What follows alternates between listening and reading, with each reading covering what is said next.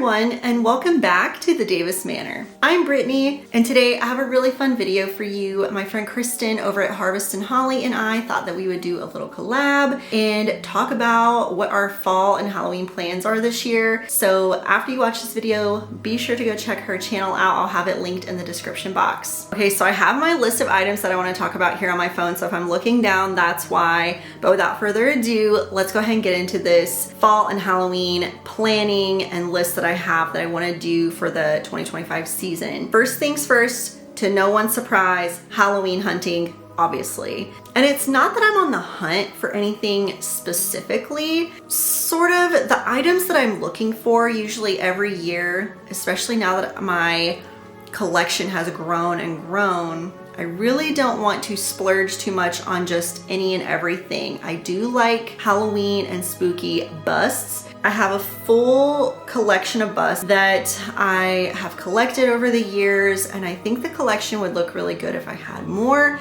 However, I'm gonna try and be a little bit more picky with what I'm looking for this year. But other than busts or any cute little statue, I guess it's really hard for me to pass up. One thing that I always look for, or type of item that I look for, is something that's functional within the home. So like kitchen utensils or like rugs or something like that, you know, stuff that can be used rather than just like decor or like hanging decor. Sometimes I know I can't just tell myself no, and if I see something and I like it, I might buy it. But my idea is that if I'm gonna go Halloween hunting, I want to try and find stuff that's functional, that's gonna fit daily life. And the only other thing on my list is animatronics. So if you've been here for a while or if you've seen any of my videos, I am a sucker for animatronics. So far this year, I've only bought one, and I just got it this week. So there'll be a video of me unboxing that soon. I have one more on my list that I just saw got dropped on this certain website today. I don't want to spoil it for anyone. So if I get that one, I'll have 2 unboxing animatronic videos coming out, but I haven't decided yet. I don't want to spoil it. But anyway, and we'll get more into the animatronic portion later. But so that's really the only stuff that I'm looking for this Halloween season, animatronics and then functional stuff around the home. However, again, it's hard to say no sometimes, so we'll see how that goes. Oh, and also I love like to-go spooky mugs for my coffee, or if I see anything like that, I'll probably get that too. Next on my list, I want to prep for my Halloween party, which I do this every year anyway, whether it's planned or not. So because we do a really big Halloween party, it's usually the last Saturday in October, so I've got a lot of time to prep and work on it throughout the spooky season, which is good. It does take a lot of time. It's very time consuming, and it costs me a little. It's a pretty penny to throw my party. And if you saw my ultimate guide to your Halloween party video that I posted a couple weeks ago, I can link it in the description box as well. But you can obviously throw a party on a budget, but I've built this up from the bottom, and now I feel like I throw a huge party, and every year I try to top what I did the year before. So I'm at this level where I feel like I have to really like push it. We give away prizes, do like a souvenir cup every year. So I'll show a picture here of the cups that we've done in the previous year. So I want to plan by designing a cup for the 2025 season. I want to make it really fun, really spooky. Really gotta look into that and plan for that, because it takes a couple weeks for a custom cup to get delivered. So I at least have to decide what I'm doing, probably by late September at the latest. Also this year, first time that we're doing this, is I'm working on a haunted trail through the woods in my backyard. I've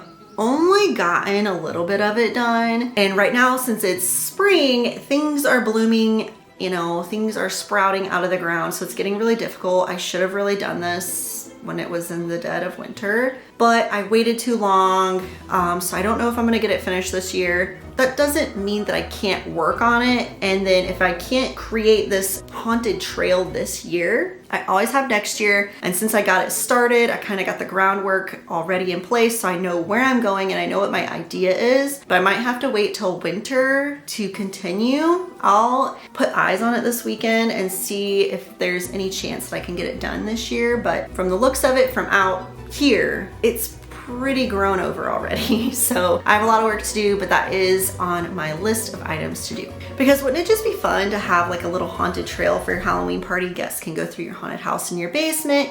They can go sit out by the bonfire, get some food, get some candy, and then take a little stroll through the woods. That sounds really spooky, I think. Also, next I have to plan for what are the prizes that I'm giving away at my party. But we bought one prize already, like the grand prize. But I don't just give away the grand prize. I put some other little items with it just to kind of make it a more grander, a bigger prize. So I gotta work on that. And then obviously we gotta get prizes for the costume contest, which we usually just do a gift card. So I gotta think about what we're doing this year for all that. And then obviously I have to start planning and building my haunted house. So this next step is a two-parter. So I want to go ahead and start decorating outside earlier than what I have in the previous years. I usually start around mid to late August. I'm thinking this year, it might be crazy of me to even think this. Do I go ahead and start decorating for Halloween right after the 4th of July? It's really hot out then, and I just know like wasps and birds and critters are gonna be getting into my animatronics and props that are out there. But for me to go ahead and get started on my haunted house in my basement, I need to get everything out of my basement. I'm really stuck with a tough decision. I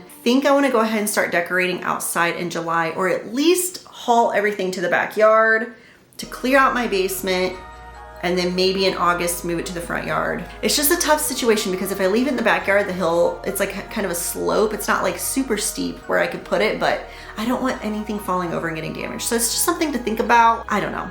We'll see how it goes. Once everything's out of my basement, I can start doing a layout of my haunted house. And every year I kind of draw it out on a piece of paper and we kind of discuss where props are gonna go. I make little X's like, okay, this animatronic's going here. We're gonna have a camera here. We're gonna do like a little prize drink station, candy station here.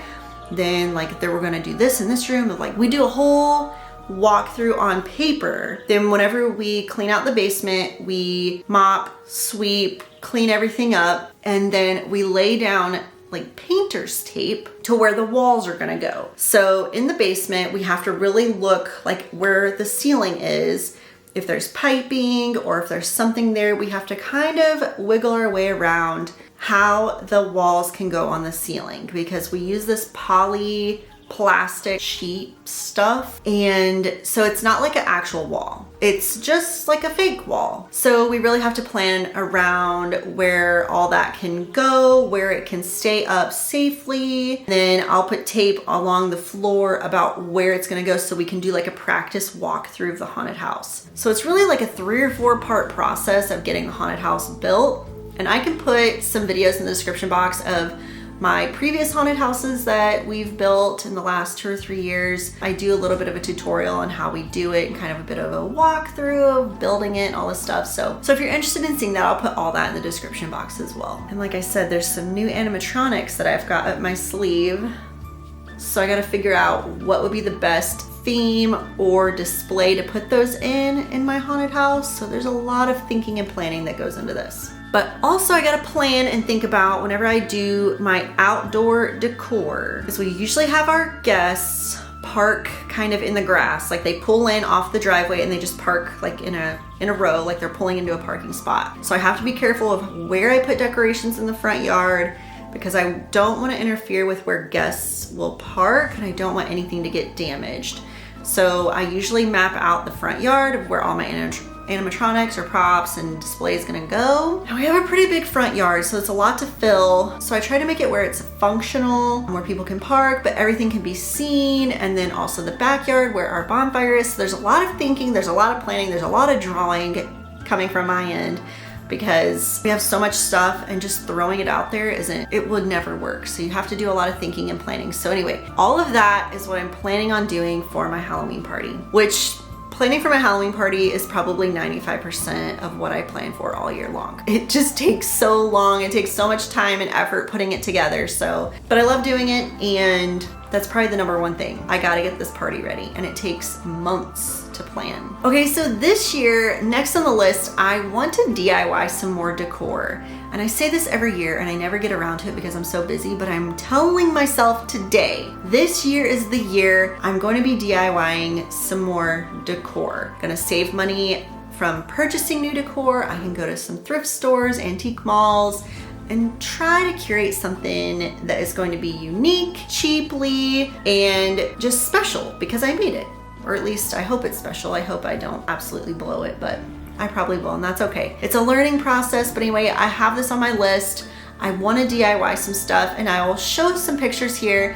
I've done some paintings in the past. I am not a good painter by any means, but I did one that we got from an estate sale that was really, really fun. I got it for like 25 bucks. The only reason I bought it was because the frame. I thought the frame was absolutely gorgeous, and I spray painted it black, and then I painted this like witchy scene on the canvas part of it. So, and I saw one of these, almost exactly the same one at Goodwill the other day. The frame was different, but the picture was the same. Maybe I'll go back, pick it up, and try to paint over that one because it turned out really, really cute. But like I said, I'm not a painter, so painting stresses me out. But I do like the outcome if I can do it right. So yeah, I want to do some DIY stuff this year. I wanted to do some paper mache over the winter, but time got the best of me and I didn't get around to it. So maybe next year I can do that. So next on my list, I want to try and put together some spooky themed nights. So pick a spooky movie and then do like a spooky dinner, spooky snacks, and some themed spooky drinks to go along with the movie that we pick. So I don't really have anything off the top of my head. Really have to think this one through,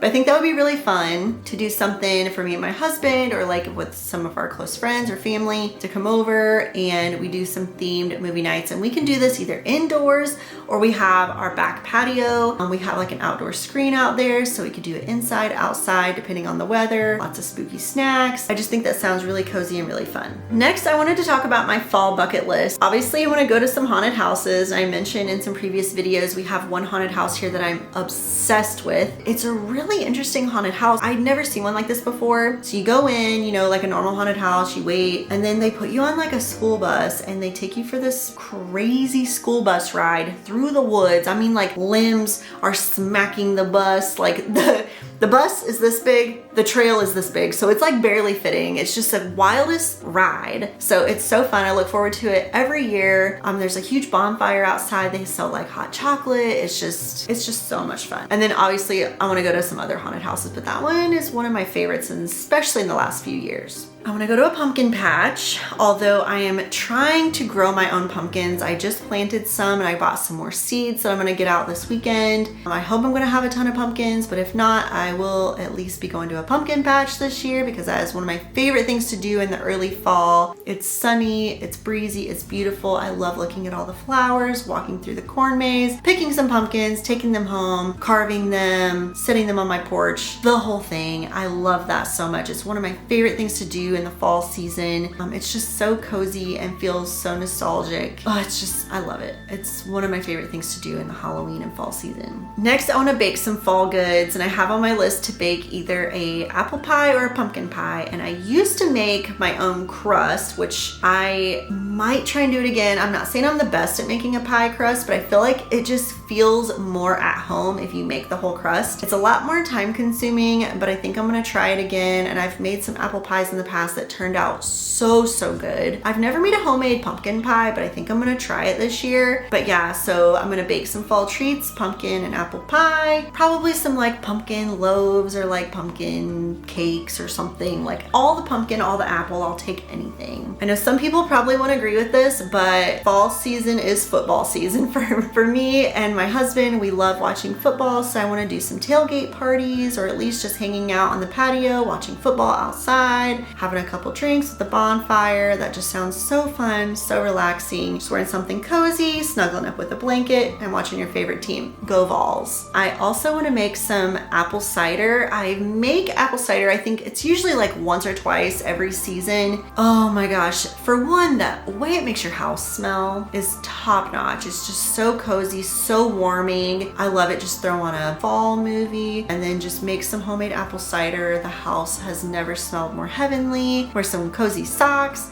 wear some spooky pajamas, and then just sip your apple cider. And I thought of something fun that I could do this year is do a fall flavors hunt. So once stores start bringing out fall flavored items, maybe just like get a glimpse of everything in the store, mixture of apple, mixture of pumpkin, mixture of maple, like whatever flavors come out in the fall, get a variety of them, bring them home, do a taste test, rate them. That sounds really fun to me. For one, I love like seasonal flavors, so getting all kinds of pumpkin and apple harvesty flavors and trying them all out. A nighttime full of snacks, that sounds really fun to me. And then obviously with everything that I've mentioned, I want to create more Halloween content this Halloween season. I know last year I had so much fun doing shorts and reels, like TikToks, and then obviously YouTube videos. I want to do a lot more this year. I want to be on a more regular schedule, posting once or twice a week on YouTube. It's just really fun and I get to engage with all of you, so it makes it more fun for me. Plus it's really nice having some sort of way to express my creativity and my love for fall and Halloween. Obviously, no better way to do that than creating content and being able to hang out with you all at the same time. Last on my list, I want to take it slow and embrace the season. There's nothing more magical than Halloween and fall season. I know I have a lot on my plate to get ready for the Halloween party, Halloween itself. We're also doing a kids party this year, which we didn't last year, but we did the year before that. So I've got a lot of things to really prepare for the Halloween season, and that includes creating content, but at the same time I want to have some days where it's just me relaxing outside, drinking coffee, reading a book, watching the leaves blow, and just relaxing a little bit. This year has been pretty rough for me. I'm sure everyone can relate. So this is your reminder to take it slow this fall and Halloween season and really embrace it as much as you can. It feels like it takes forever to get here, then it flies by. So be sure to take some time for yourself, go out, enjoy it. I want to go on some fall and nature walks. I want to look at the leaves. I just want to really fully embrace the season. Finally gets here, we blink and it's gone. So try not to blink too fast and let's just take it slow this Halloween season. All right, you guys, that's going to be it for today's video. Again, check out Kristen at Harvest and Holly's video. She's going to be posting at the same time that I am. I'll have it linked in the description box. You know, I could sit and talk about Halloween and fall all day long, but these were the top items that I have on my Halloween and fall plans for 2025 season. So I really hope you enjoyed it, and let me know down in the comments what your fall plans are this year, and I will see you all in the next video. Bye.